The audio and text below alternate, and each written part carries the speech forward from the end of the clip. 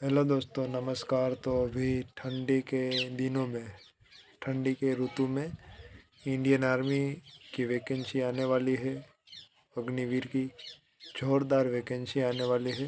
तो आप सभी लोग दौड़ लगाइए। मैंने भी कटवा दिया, तो दौड़ लगाइए और धमाके तैयारी कीजिए।